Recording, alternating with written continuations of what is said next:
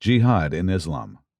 Islam is generally misunderstood, especially in the Western world, and no Islamic term is more widely misunderstood and evokes such strong reactions as the word jihad.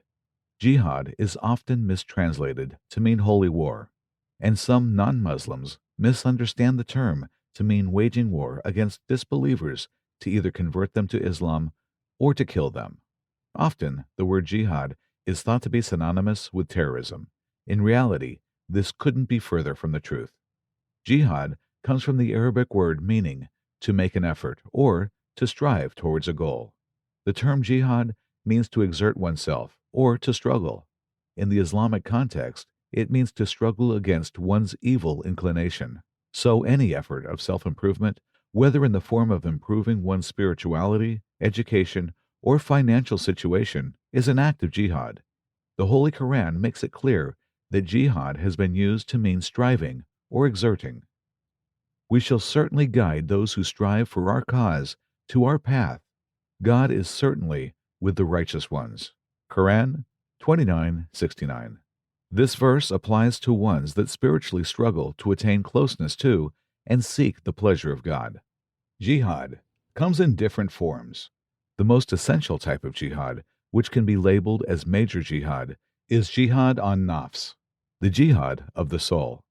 This is the spiritual struggle between the two powers within human beings, the soul and the body. The soul is prone to becoming corrupted, with the corruption arising from within oneself, from external influences, or both. Verily, the soul is inclined to evil. Quran 12:53. Islam expresses the importance of one to purify, to cleanse, and to restrain themselves from submitting to their sinful desires. They are expected to avoid acts of disobedience, and are expected to perform acts of obedience which are pleasing to God. Islam expects its followers to give preference to their soul and their conscience over their bodies and desires by striving to resist their urges and inner temptations. And whoever strives only strives for the benefit of himself. Indeed, Allah is free from need of the worlds. Quran 29:6. Islam places a great deal of emphasis on self-improvement, self-development, self-restraint, and self-control, shaping one's life in the best manner for one's benefit and the benefit of society at large. This jihad is intended to purify the soul and involves struggling against the greed for worldly purposes, arrogance, pride, envy, jealousy, hatred, hypocrisy, insincerity, vanity, narcissism, and other traits which Satan uses to lead humanity astray into destruction. It is imperative for every Muslim to struggle and strive daily to overcome these evils to the best of their ability. The jihad of the soul also includes the struggle to perform good deeds for the sake of God, to please Him and become closer to Him. Allah states in His book, "He has succeeded who purifies it." Quran 91:9. Scholars state that the successors this verse is referring to are those individuals that engage in purifying their souls by obeying God and restraining from sins and evil doing. The other major type of jihad is jihad al-shaitan, jihad against Satan. Satan's main aim is to destroy the religion of mankind by attacking them with continuous whispers regarding their belief in God and when in worship, to tempt, corrupt, and mislead people away from God's guidance. O you who have believed, enter into submission completely and perfectly, and do not follow the footsteps of Satan. Indeed, he is to you a clear enemy. Quran 2:208. The whispers of Satan can come to pious and righteous people and to wicked and evil individuals. These whispers can be detrimental to one's spiritual, emotional, physical, and psychological well-being, so it's essential for one to strive to fight against Satan, to ward off doubts that Satan stirs up that undermines one's faith in God, and to ward off corrupt desires which he provokes. These two types of jihad are the foundation for all other varieties of jihad and are obligatory upon everyone accountable. If one does not engage in these types of jihad, he or she cannot venture into the other realm of jihad, which involves battles against external enemies. This introduces us to the other variety of jihad, the armed struggle against those who plot against Muslims, which can be classified as minor jihad. When Muslims or their faith or territory is threatened under attack, Muslims are permitted to defend themselves. This jihad is the act of striving in the battlefield, to fight in self-defense, to protect one's own life, family, faith, wealth, and property. It also includes fighting against evil, oppression, and tyranny to defend what is right and to combat oppression.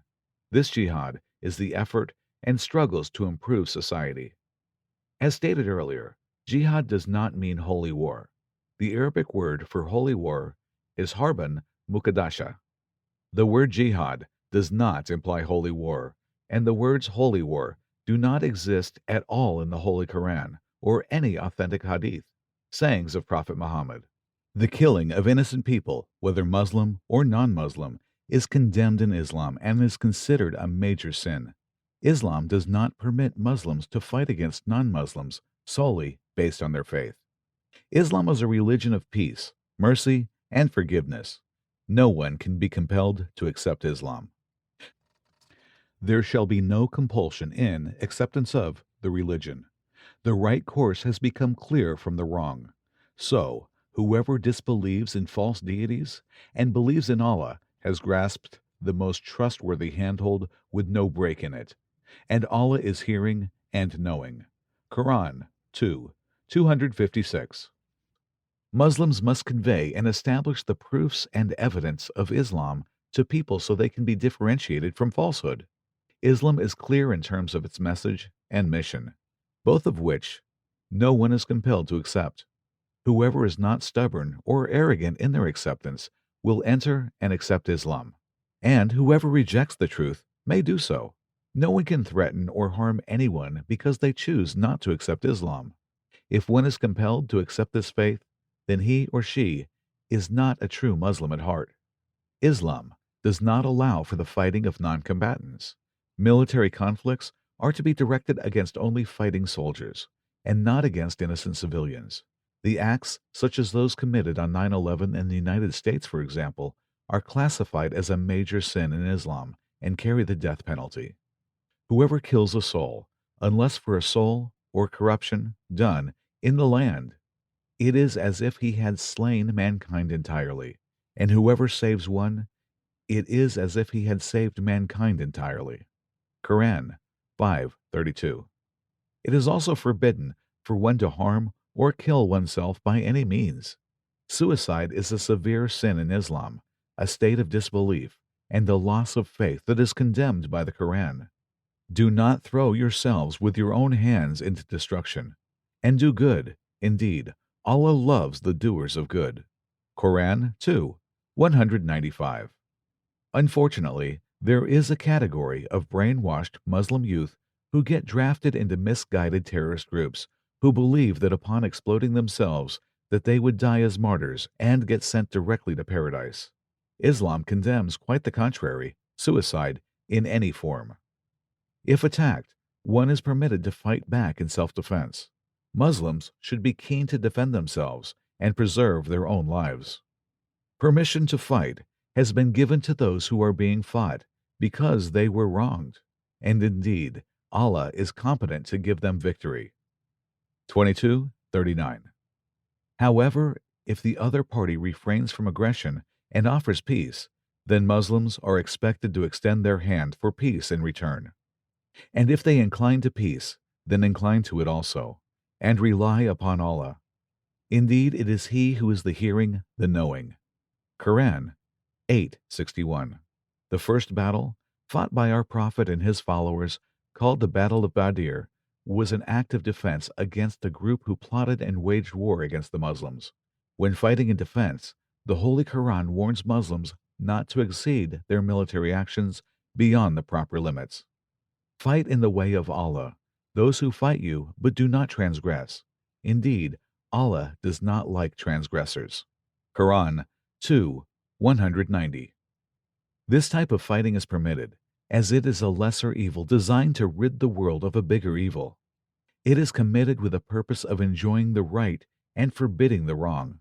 It constitutes the act of fighting to defend Islam, rather than to spread it.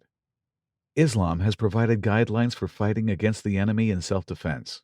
Islam prohibits the killing of children, women, the elderly, the sick, monks in monasteries, rabbis, those who are sitting in places of worship, and the murder of any other non-combatant.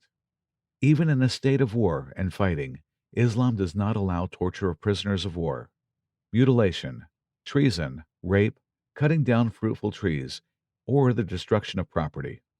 Islam does not allow the slaughter of cows, sheep, and camels except for food.